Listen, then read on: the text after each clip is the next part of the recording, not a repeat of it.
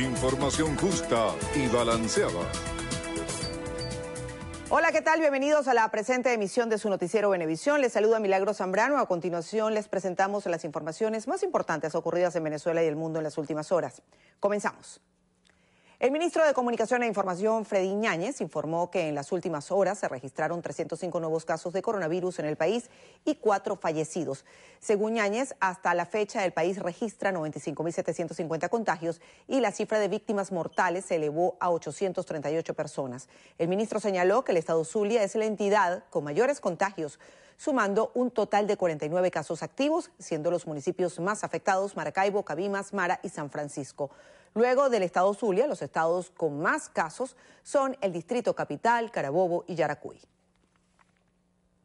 El presidente de la Organización de Transporte Unido por Venezuela, Hugo Ocando, aseguró que el sector debería ajustar sus tarifas diariamente debido a la fluctuación cambiaria por la que atraviesa el país. Rafael Aníbal Camacho nos tiene detalles. Ocando expresó que el sector del transporte público no escapa a la crisis inflacionaria porque todos sus costos operativos son en divisas. Está contemplado todos los días ajustar la tarifa. Deberíamos ajustarla todos los días, así como ajusta el dólar la inflación. Lamentablemente nosotros no podemos hacerlo todos los días, pero sí está contemplado los ajustes constantes. El representante de los transportistas del oeste de Caracas manifestó que este panorama ha traído como consecuencia la paralización parcial de la flota. En Caracas está funcionando entre un 5 y un 10%. En el interior del país la paralización es casi total, ya que en Caracas tenemos la bondad de que podemos conseguir con un día de cola, podemos conseguir el combustible. Lamentablemente en el interior del país la situación es muy difícil. Hugo Ocando aseguró además que los transportistas del interior del país tienen que hacer hasta 30 días de cola, lo que a su juicio se traduciría en un 90% de paralización del sector. Rafael Aníbal Camacho, Noticiero Venevisión. Y el Instituto Nacional de Aeronáutica Civil, INAC, continúa el cierre en 12 aeropuertos del país desde este 11 de noviembre hasta el 11 de febrero de 2021. El INAC, a través de un comunicado, señaló que la medida abarca los vuelos internacionales, exceptuando las operaciones aerocomerciales entre Venezuela y Turquía, República Dominicana, México, Irán y Panamá. Detallaron que en aras de brindar apoyo al gobierno nacional durante la contingencia por la pandemia de COVID-19, se tomó la decisión. La directiva de la Asociación de Líneas Aéreas de Venezuela considera positivo que el Instituto Nacional de Aeronáutica Civil haya sumado a Panamá a la lista de 5 países con los que se tendrán operaciones aerocomerciales. Diana Vázquez con la información. Buenas tardes. El presidente de ALAF, Humberto Figuera, reiteró que Panamá es muy importante para Venezuela por su terminal única y su conectividad con más de 100 países. Estima que con esta medida se logre alcanzar el 90% de las operaciones mediante conexiones y frecuencias que existían antes de la pandemia del COVID-19. El aeropuerto de Tocumen nos conecta con 160 destinos en Norteamérica, Centroamérica, Suramérica y el Caribe. Y a Panamá vuelan, además de la línea panameña Copa, vuelan otras líneas venezolanas, entre ellas Láser, que ya, según noticias que tengo de su directivo, están preparados para reiniciar operaciones y que ya lo anunciarán seguramente en las próximas horas.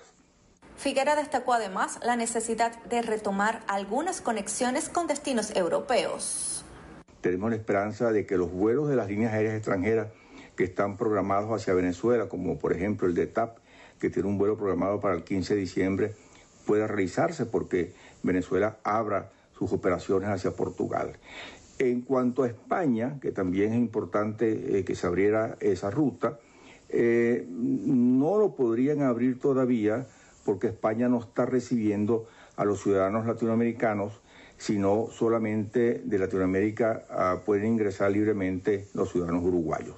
De manera tal que hasta tanto España no remueva esa limitación, no tiene sentido que se autoricen operaciones a España, porque igual no se podría operar. En cuanto al comunicado del INAC que extiende por 3 meses el cierre de los principales aeropuertos del país, el titular de ALAF aseguró que esta medida le resta importancia, dado que puede ser modificada en cualquier momento para retomar otros destinos internacionales y domésticos. Diana Vázquez, Noticiero Venevisión. En Caracas se llevó a cabo la primera fase del Plan Integral de Iluminación para la región capital. Diana Martínez nos tiene la información. El vicepresidente sectorial de Obras Públicas y Servicios, general en jefe Néstor Reverol, supervisó la instalación de luminarias en la autopista Cacique Guaycaipuro, anteriormente llamada Francisco Fajardo. La instalación de 900 luminarias en el distribuidor El Pulpo responde al Plan Integral de Iluminación para la región capital en primera fase, que comienza desde Caricuao hasta el distribuidor metropolitano, que contempla 28 kilómetros de autopista. El ministro de Energía Eléctrica afirmó además que se iluminaron 16.5 kilómetros de la autopista Caracas-La Guaira con más de 450 reflectores tipo LED y la segunda etapa de este plan se ejecutará desde el distribuidor metropolitano hasta Guatire del estado Miranda. Hemos iniciado un plan de iluminación para la Gran Caracas en primera fase. Estamos comenzando desde Caricuao hasta el distribuidor metropolitano en una primera fase.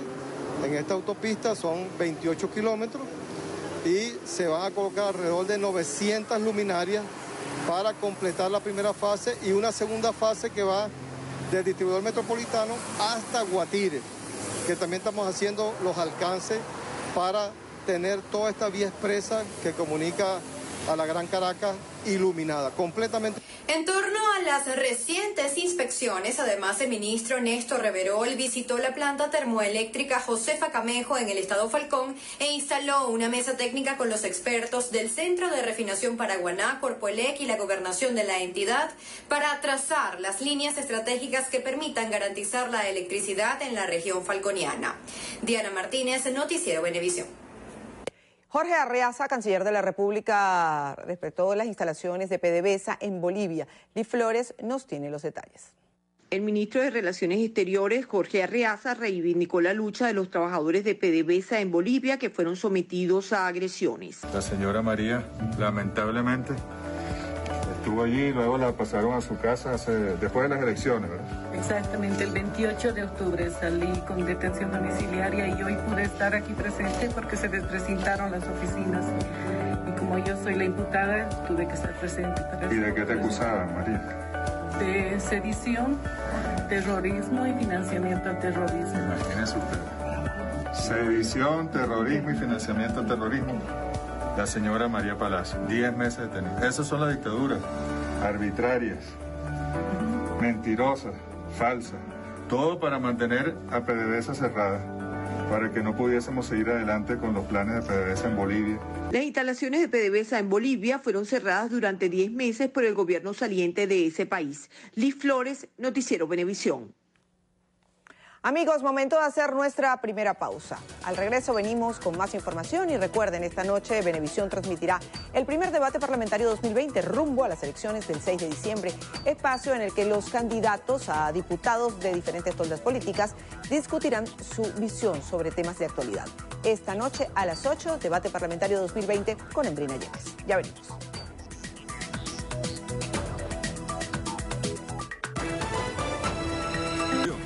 Información justa y balanceada.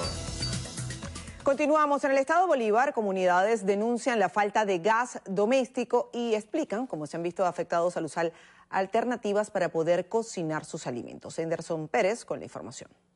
Cocinar en leña se ha convertido en el día a día de los habitantes de la comunidad Negro Primero en San Félix, quienes aseguran que llevan más de 4 meses sin recibir el servicio de gas doméstico. Tenemos 2 meses, casi 3 meses sin gas. 4 meses. Sí, 4 meses. Entonces, habemos muchas personas por acá que no tenemos, pues estamos cocinando a puro punte de fogón. Por lo menos yo tengo un hermano que está discapacitado y no hay yo cómo hacerle los alimentos por la mañana. Tengo que estar prendiendo fogata, mendigando por ahí palitos de leña de aquí y de allá, que los vecinos míos, ellos les costa eso, mi vida. Entonces, bueno, eso es lo que yo deseo, de que traigan el gas y nunca el gas falte acá, porque, cónchale, ya esto es como una burla. Los afectados manifestaron que debido al humo se han desatado enfermedades respiratorias en pequeños y grandes. Vivimos con una gripe y una sola broma en zozobra, porque la gripe nos está matando. Los niños están enfermos, tanta gripe seca que le está dando. Entonces, bueno, vea cómo estamos cocinando. ¿Ah? con puros fogones a candela limpia, porque bueno, y amontonando acerrín, porque el acerrín lo venden ya a 70 bolívares un saco.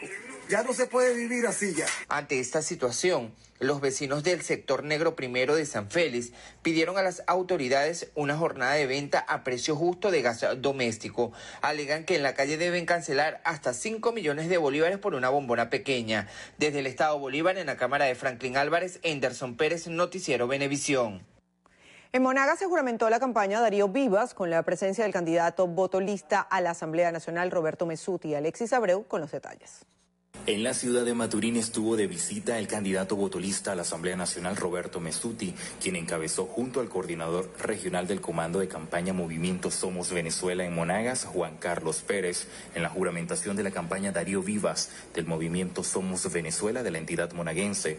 Esta actividad se realizó desde el sector Los Guaritos en el municipio de Maturín, donde el candidato votolista aseguró que en medio de la crisis económica producto del bloqueo, los monaguenses están comprometidos y dispuestos a recuperar la Asamblea en las venideras elecciones parlamentarias, creando leyes que satisfagan las necesidades de todos los venezolanos. Una oportunidad maravillosa, una de reencontrarnos con la familia.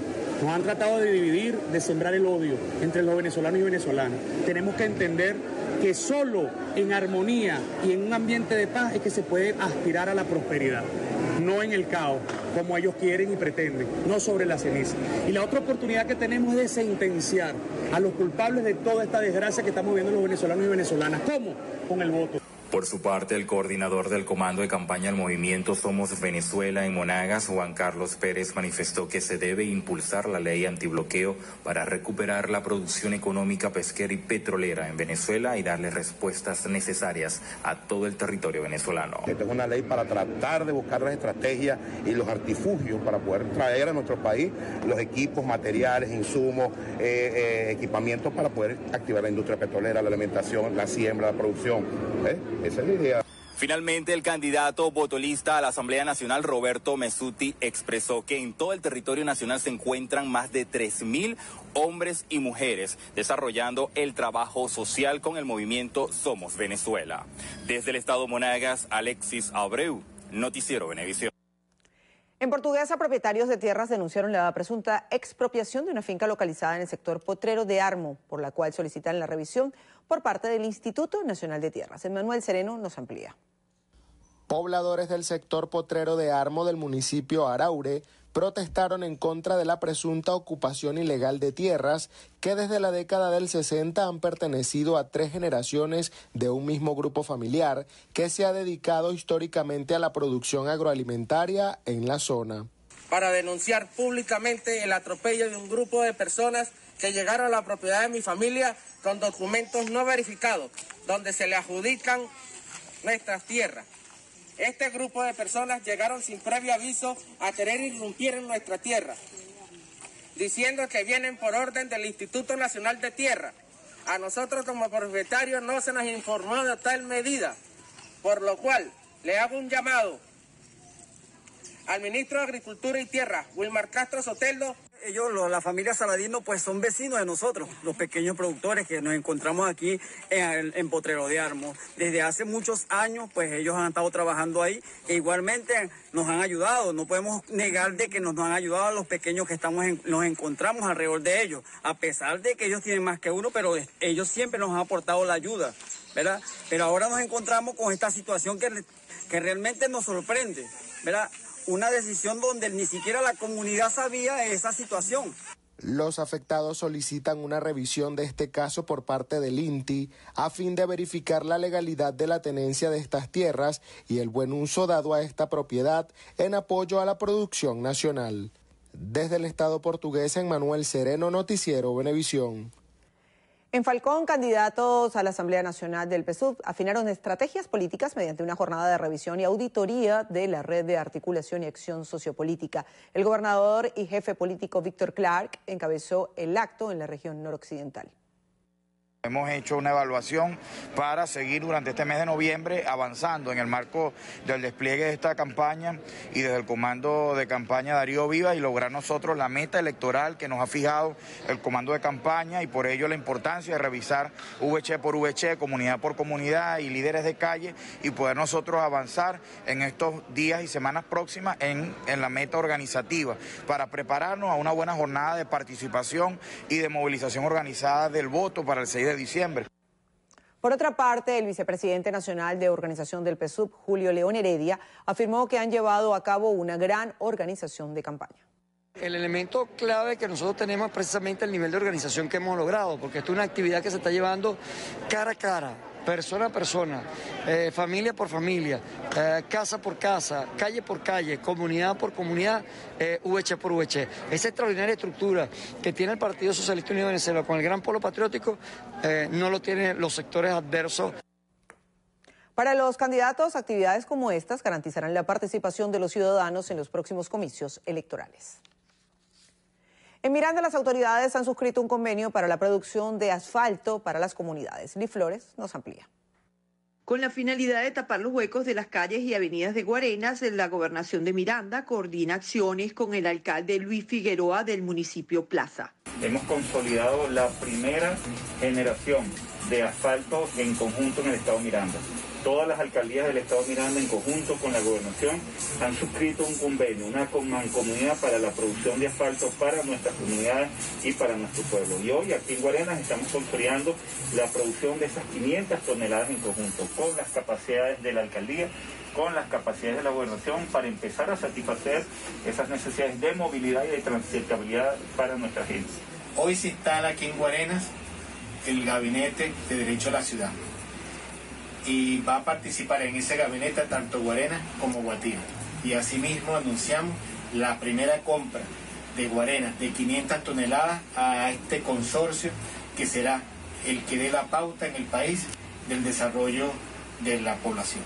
El alcalde Luis Figueroa espera recuperar toda la vialidad de Guarena a través del trabajo mancomunado con la Gobernación de Miranda. Lee Flores, Noticiero Venevisión. Amigos, momento de hacer una pausa. Al regreso, más información. No se aparten, ya regresamos, y recuerden que nuestra señal en vivo puede disfrutarla a través de venevisión.tv. Ya regresamos.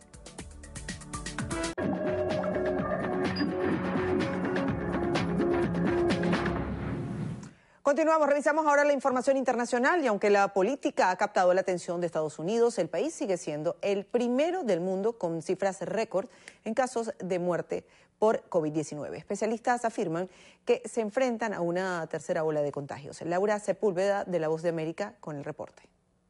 Habiendo sobrepasado la marca de los 10 millones de casos en Estados Unidos y las 239,000 muertes, la crisis a cuenta de la pandemia está muy lejos de ser historia. Según The COVID Tracking Project, el país ha roto el récord de hospitalizaciones registradas por la pandemia. En este momento son más de 61,000 los pacientes hospitalizados aquí, de los cuales cerca de 12,000 se encuentran en salas de cuidados intensivos y poco más de 3,000 respiran con la asistencia de un ventilador. Mensaje de salud pública, Ciudad de Los Ángeles. Los casos de COVID-19 están aumentando. Por favor, utilice máscara y mantenga distanciamiento social.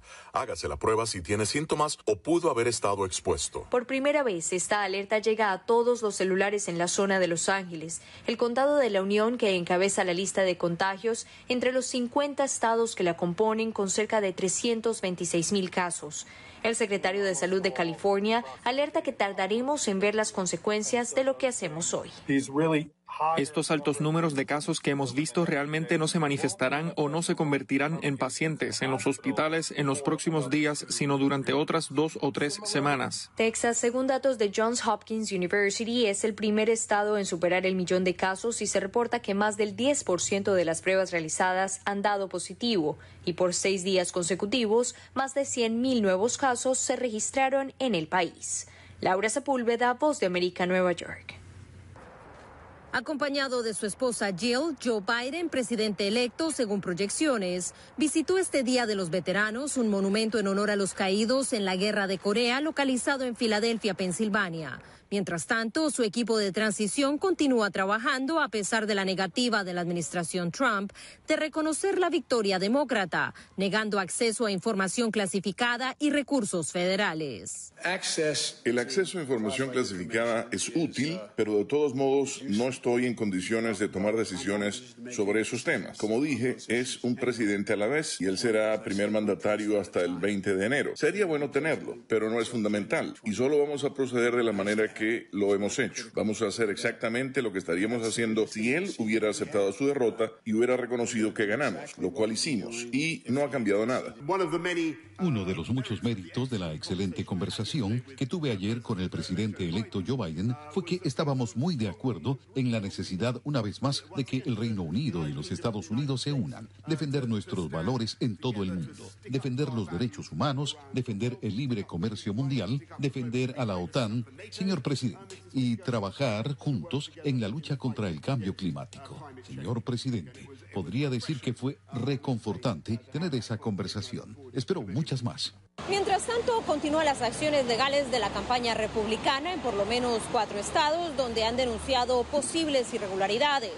Por su parte, la campaña demócrata sigue de cerca esta situación, explicó su equipo legal durante una conferencia de prensa.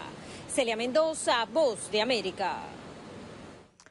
La científica jefa de la Organización Mundial de la Salud, Suma Swaminathan, afirmó que un 70% de la población mundial deberá vacunarse para garantizar el fin de la pandemia. Expresó que ninguna compañía de las que está investigando una posible vacuna podrá tener de inmediato dosis para todo el mundo y que se aspira que para 2021 alcanzará la meta de vacunar al 20% de la humanidad. La científica enfatizó que con respecto a las noticias, un 90% de efectividad de la vacuna de Pfizer, que esto se trata de resultados preliminares y hacen falta más datos hasta garantizar que puedan recibir licencia de producción.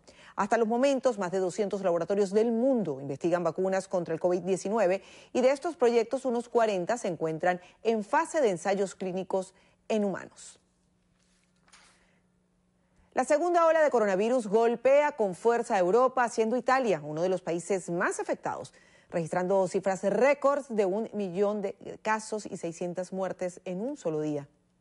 Especialistas coinciden en que incluso en los momentos más álgidos de la pandemia durante el mes de abril no se presentaron estos números. Este jueves, Italia presenta un balance de 620. Entrevista Venevisión, líder en opinión, por tu canal independiente, Venevisión. Amigos, bienvenidos a la entrevista Venevisión. Les saluda Eliezer Hernández. Hoy vamos a conversar con Carlos Melo, quien nos acompaña. Él es candidato a diputado a la Asamblea Nacional por el Circuito 1 de Caracas por el partido COPEI. Gracias por estar con nosotros. Gracias a ti, Eliezer. Debemos comenzar, por supuesto, por esas propuestas que usted lleva a la Asamblea Nacional. ¿Cuáles son esos proyectos de ley que pudiera plantear en caso de llegar a resultar electo el próximo 6 de diciembre? Fíjate, Eliezer, eso tiene como un orden, ¿no? Para que esos proyectos de ley pudiesen darse, sea el tema del salario, sea el tema del problema monetario que vive el país, sea el problema económico o sea el problema de los servicios, tiene que haber primero un proceso de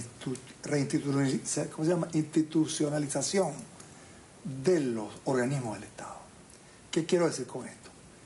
Esta Asamblea Nacional tiene que ser reconocida por el resto del gobierno nacional y esta Asamblea Nacional debe reconocer el resto de los poderes. Si no se da ese proceso, si es imposible hablar con un fiscal, con un ministro, con el presidente, si se mantiene el estatus que tenemos ahorita, en el cual parecieran dos islas, pues la Asamblea Nacional aislada en sus temas y el gobierno en sus temas sin poder debatir la crisis que vivimos. El problema del salario, ¿cómo lo discutimos sin que yo te vea? Entonces, si no se resuelve eso primero, si por ejemplo no se cancela el capítulo de la Asamblea Nacional Constituyente y sigues teniendo esa dualidad, ahí hay una situación que no va a permitir que la Asamblea Nacional que viene, que va a estar a partir del 5, le sirva ni al gobierno, ni a la oposición, ni al país, porque sencillamente cada quien está trincherado en sus posiciones y no hay forma de resolver. O sea, que considera que la relegitimación de los poderes, el nombramiento de las nuevas cabezas de los poderes, es necesario al momento de una nueva asamblea. Es necesario revisar el nombramiento de los poderes. Es necesario, por ejemplo, lo que está establecido, escoger otro CNE para el futuro, para lo que se va a dar en breve. El año que viene hay 2 elecciones más, gobernadores y alcaldes. Es necesario que todos los poderes de Fiscalía, Tribunal Supremo, se discuta su reestructuración. Eso es necesario hacerlo. Si no se diese, bueno, a lo mejor no dejamos de avanzar, pero si el presidente tiene que reconocer a los parlamentarios que vamos a estar allí, y uno lo reconocerá, porque yo, por ejemplo, no tengo ningún problema de decirle al presidente Nicolás Maduro, mire, presidente, usted está equivocado en esto, sin que esto implique otra cosa, sino simplemente el papel que hacíamos los parlamentarios en otra época. ¿Qué hacíamos los parlamentarios? Yo fui parlamentario hasta el último congreso, de ahí no tenía otra opción, pero fui parlamentario. Uno tenía la posibilidad de hablar con cualquier presidente y plantearle las cosas en las cuales uno no compartía.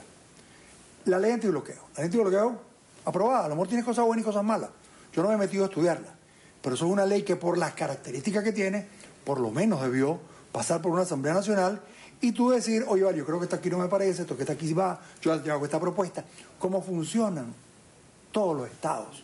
¿Usted estaría dispuesto a reconocer la legitimidad de los poderes ya establecidos una vez que sean instalados ustedes en la Asamblea Nacional en caso de resultar electo? No tendría problema, sin dejar a un lado lo que acabamos de conversar, que tú revises el proceso de reestructuración de estos poderes. Pero no por eso voy a decir, no lo reconozco. Yo lo reconozco, pero creo que debe haber esta situación, debe revisarse. La Corte, la Fiscalía, la Contraloría, la Procuraduría, tiene que revisarse. Porque venimos de tiempos tan turbulentos que lo mejor sería que esto pasara. Y lo otro que es clave, por lo menos conmigo fue así, los parlamentarios, la Asamblea, tienen que ser nuevamente la voz del pueblo, la voz de los venezolanos. Es cierto que yo no puedo resolver, Carlos Melo siendo diputado, el problema de resolver el tema que te llegue el agua a tu casa. Pero yo puedo incidir con el organismo que tiene esa responsabilidad sobre que te llegue agua a tu casa. Y esto no se puede hacer ahora, antes se hacía. O sea, no había ningún problema en que ya había una crisis en un hospital, traer al director del hospital al hemiciclo y conversar con él. No es un paredón. Una cosa en que tú le preguntas a un director de hospital, mire, director, tiene este problema en la emergencia, ¿cómo resolvemos? Ahora, si bien eso es parte de sus funciones, la principal función de un parlamentario ante la Asamblea Nacional es la discusión y creación, promulgación de nuevas leyes. ¿Cuáles serían esas leyes que usted cree que hacen falta en este momento en el país? El orden en el que te las digo no es el orden de prioridades, pero hay que retomar el tema de la amnistía. Hay 2.300 procesados políticos y más de 300 presos políticos. Eso hay que retomarlo. Este país tiene que intentar en una ley de consenso, porque si le impongo yo, tu presidente no la pasa, pues, no la acepta. Y si le impones tú, yo asamblea no te la acepto. Entonces me remito a lo que venimos hablando. Esa ley hay que trabajarla. El tema de las leyes que regulan el bienestar social. Cuando hablo de bienestar social me refiero al salario, a la recreación, a la atención médica, al derecho al trabajo, o sea, ese tipo de cosas. A la alimentación me refiero a eso. Tiene que darse una revisión, un replanteamiento de nuevas leyes en materia de salario, alimentación, seguridad social, recreación de los trabajadores, que en otra época funcionó con todos sus defectos, pero funcionaba. Eso hay que retomarlo. El tema del Banco Central. Y dirán, no, el Banco Central es una cosa superior, no. El Banco Central, en el medio de esta situación que tú no sabes si pagas con dólar, y si pagas con dólar tú no sabes si el vuelto es una galleta o un paquete de harina, porque ahora es así. Tú llegas a un negocio de esos grandes y te dice, mira, falta tanto, escoge ahí, llévate 2 caramelos. Ese no puede ser vuelto, pero eso tiene que ver con la falta de regulación de políticas cambiarias y monetarias. ¿Quién es el organismo que regula eso? Banco Central. Así como medio reguló el tema del precio, este precio que tiene el dólar, el Banco Central tiene que resolver el tema de la base monetaria.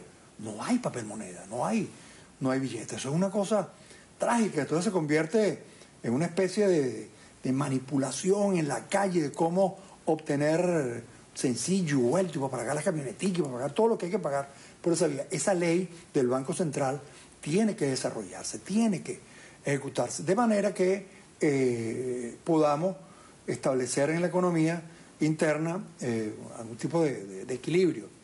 Y en el tema de las inversiones tiene que haber más amplitud, tiene que haber más garantía. Nos queda muy poco tiempo, pero tengo que preguntarle, para las personas que nos están viendo en el circuito 1 de Caracas particularmente, ¿cómo lidiar con ellos el tema o cómo convencer a ellos que voten en su opción cuando quizás no tienen la luz todo el día, no tienen el agua todo el día, no tienen el gas? ¿Cómo hacer con ese tipo de situaciones? Lo respondo como al revés. O sea, si tú no tienes luz, no tienes agua, el transporte no llega, el AMPA está desatada, o sea, la decisión no puede ser no votar. O sea, ante una crisis como esa, tú tienes que votar para intentar que se reproduzca un mecanismo de presión sobre esos organismos y se resuelvan.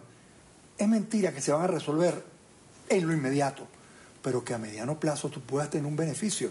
Que el Junquito, que toda la vida está sin agua, se resuelva ese tema. Que Katia, que tiene un problema de inseguridad terrible, se resuelva, por lo menos se ataque ese tema, que la Pastora, que el casco histórico está más abandonado que nunca, y tú puedas hacer lo que hacen en otros países, un proyecto urbanístico a través de leyes, etcétera, etcétera.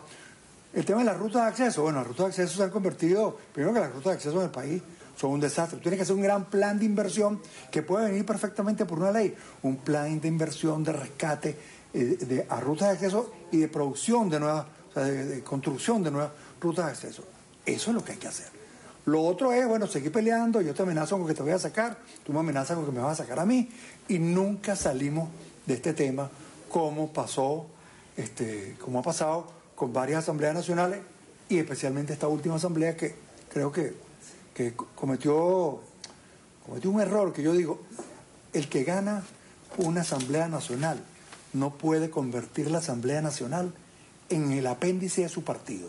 La asamblea nacional no es el partido, es una representación del pueblo a través de sectores partidistas. Y esto aplica para todos, no es que esto aplica solamente para la gente del PSUV, aplica también para la gente del resto de los partidos políticos.